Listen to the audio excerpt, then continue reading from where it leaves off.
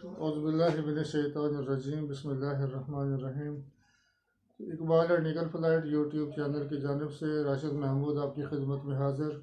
तो मैं सबसे पहले तो शुक्रगुजार हूँ कि हकीम अमीर अली तलाश साहब का कि वो सेहत याबी के बाद तशरीफ़ लाए और उनको सेहत याबी पर भी मुबारकबाद।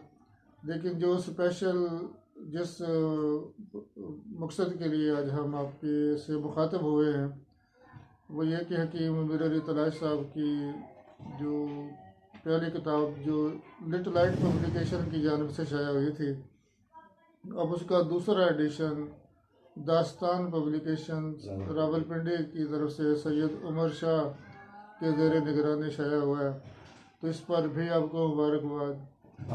और इस पर भी मुबारकबाद कि आपका नातिया मजमूआ भी अशात के मरहल में है। PDF पे आ गया। और तीसरी आपसे मालूमात लेंगे कि जो गदागर दर इकबाल पर तो उसकी पब्लिकेशन कहाँ तक पहुँची।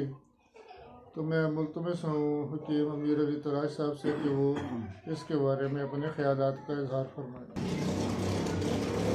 बिस्मिल्लाहिर्रहमानिर्रहीम। तमाम दोस्तों को मेरी तरफ से सलाम हो। अगरचे मैं एक और हवाले से जनाब प्रोफेसर राशिद महमूद साहब के दर दौलत पे हाजिर हुआ था, लेकिन उन्होंने मुनासिब समझा कि ये जो प्रोग्राम हम कर रहे हैं और आप तक पहुंचा रहे हैं ये थोड़ा सा हमारे इकबाल सेशन के मकालजात से थोड़ा सा हटकर भी है। तो उन्होंने मुनासिब समझा कि क्यों ना ये महफिल भी कर ली जाए। तो बाकायदा तैयारी से तो हम नहीं आए, यही वजह है कि मेरे पास नात शरीफ भी नहीं है। तो आप जानते हैं कि सबसे पहले दरबार रिसालत माफ़ सल्लल्लाहु अलैहि वसल्लम में हाज़िरी भी ज़रूरी लगवाते हैं हम। तो चलो दुरूद पाक पढ़ के सरकार की बारगाह में आज हाज़िरी लगवा लेते हैं। अस्सलातु वस्सलामु अलैका या रसूलल्लाह व अला आलिका व सहाबिका या हबीबल्लाह। अस्सलातु वस्सलामु अलैका या रसूलल्लाह व अला आलिका व सहाबिका या हबीबल्लाह।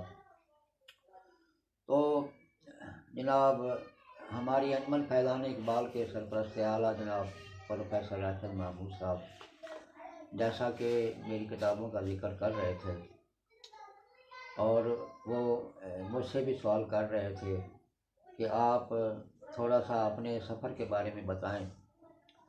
तो सफ़र तो ये काफ़ी लंबा है, 1973 से शुरू हुआ और अभी तक ये चल रहा है। और अल्लाह ताला ने जब करम किया तो रास्ता उसने खोल दिया। हम लिटिल लाइट पब्लिशिंग लाहौर तक पहुँचे, बाजी हरीम फातिमा साहिबा तक, और फिर उन्होंने हमें वाक एंड के और दारतान पब्लिशर के मालिक जनाब सैयद उमर आमिर तक पहुंचाया और उन्होंने बड़ी मोहब्बत और बड़ी शफ़क़त का मुज़ाहरा किया और मेरी किताब पहला कदम को बेहतरीन शक्ल में और सूरत में ज़ीदा ज़ेब अंदाज में उन्होंने हाल ही में छापा है। और ये भी गुजारिश है कि मेरी उर्दू नातों की पहली जल्द ज़ाज़े फ़कीर जल्द अव्वल वो भी PDF पे आ गई है। ये उनका एक ख़ास मोहब्बत है और शफ़क़त है शाह साहब की तो हमसे तावन कर रहे हैं। जहाँ तक ताल्लुक़ सफ़र का है या इस सारे कलाम का और किताबों का है, मेरी 22 किताबें शायरी की हैं और 9 किताबें नसर की हैं, जिनमें मेरी स्वान उमरी भी है और ये 50 मकाले गदादर इकबाल पे इसके भी हैं 50 मकाले। कुछ और किताबें हैं, 22 किताबें शायरी की हैं। तो अर्ज़ ये है कि दुनिया जहाँ भी जाती है, जिस मकाम पे भी जाती है, जितनी भी तरक्की करती है, उसमें दुनिया से जाने वालों का बड़ा ताल्लुक़ होता है, बड़ा उसमें हिस्सा होता है। और वो जो रिसर्च कर जाते हैं, वो जो काम कर जाते हैं, वो जो अपनी किताबें छोड़ जाते हैं, आने वाली नस्लें फिर वहाँ से आगे चलती हैं। वो आगे उनका ज़हन, उनकी सोच उससे आगे चलती है बड़ा मशहूर वाक़या है नौशहरवा बादशाह का।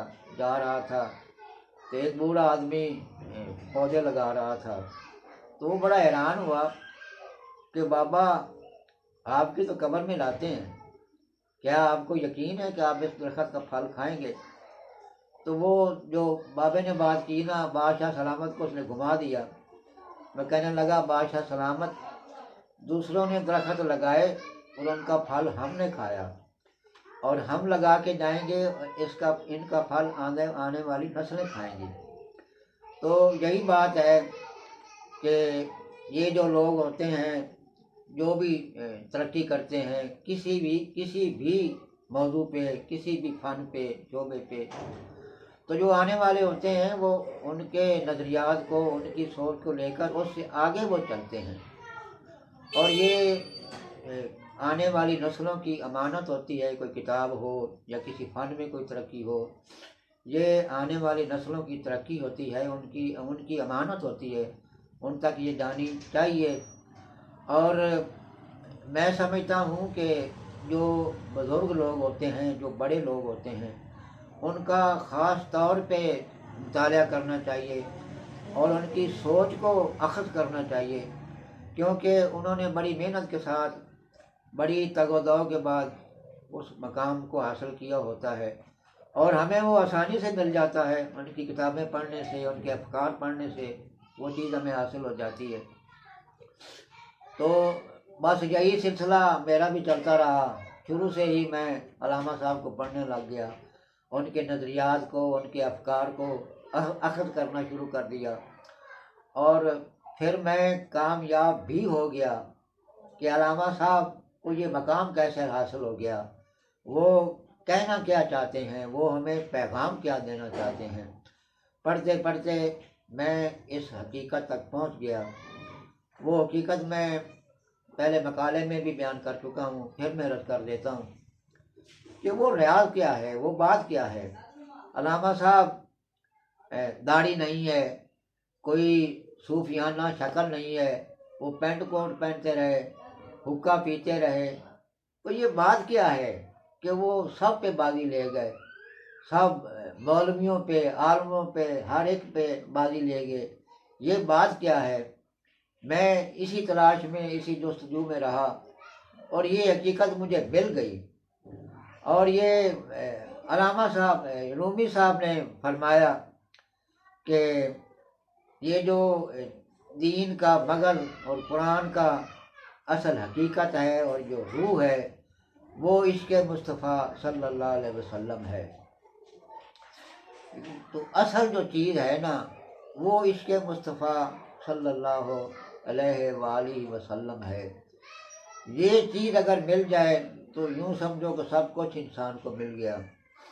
मग़ज़ कुरान, रूह ईमान, जाने दी, हस्त हुब्बे रहमतल लिल आलमीन। और यानी रूमी साहब फरमाते हैं कि कुरान का मग़ज़ और दीन की जान, और ये जो चीज़ है ना, ये हुज़ूर पाक सल्लल्लाहु अलैहि वसल्लम की मोहब्बत ही है।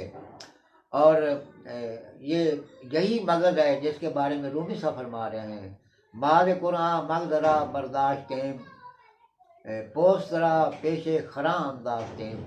फरमाते हैं कि कुरान पाक का मग़ज़ हमने निकाल लिया है, और जो पोस्त था वो गधों के आगे डाल दिया है।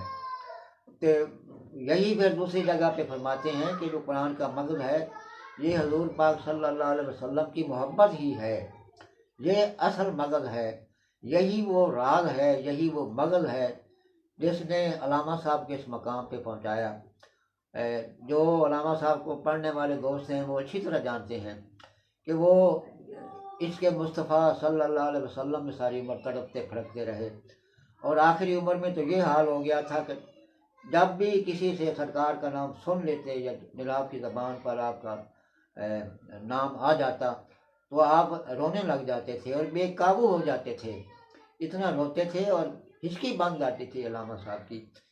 ये जनाब से आपकी जो रूहानी निस्बत थी, ये थी हर वक्त दिन रात सरकार का जिक्र, सरकार का नाम लेना, सरकार के फिराक में तड़पना, यही उनका शेवा रहा सारी उम्र।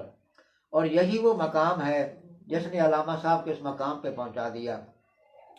मैंने डॉक्टर ताहिर फारूकी की किताब सीरत इकबाल में एक वाक़या पढ़ा है कि एक आदमी था मिस्र का, वो बहुत बुजुर्ग आदमी था, बहुत पहुंचा हुआ आदमी था। तो उसने एक दफ़ा हजूर पाक सल्लल्लाहु अलैहि वसल्लम के पीछे नमाज पढ़ी और उसने देखा कि जनाब के दाएं तरफ, पहली साहब में दाएं तरफ एक आदमी खड़ा है जिसने पेंट कोट पहना हुआ है, दाढ़ी उसकी नहीं है।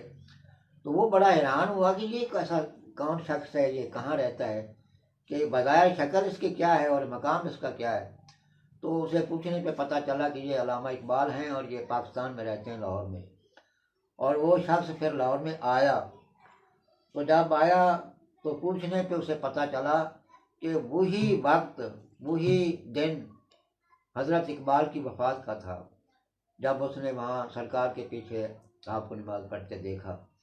तो मेरा मतलब कहने का ये है, मैं भी शुरू से 1972-73 से अल्लामा साहब को पढ़ रहा हूँ और हमारे प्रोफेसर जनाब प्रोफेसर राशिद महमूद साहब के इमा पे ही हमने ये इस अंजुमन का आगाज़ किया और मकाला जात शुरू किए। और अब हम चाहते हैं कि जो हमने अल्लामा साहब से एक तसाबे फैल किया है, जो मैं अल्लामा साहब के दर से लेके आया हूँ खैरात, ये आम करनी चाहिए, तमाम दोस्तों तक पहुँचनी चाहिए। और हमारा प्रोग्राम है, अल्लाह ताला प्रोफेसर साहब को तौफीक दे कि गदाधर इकबाल की पहली जिल्द जो है ना, इसी 2023 में ही आपके हाथों तक हम पहुँचाना चाहते हैं।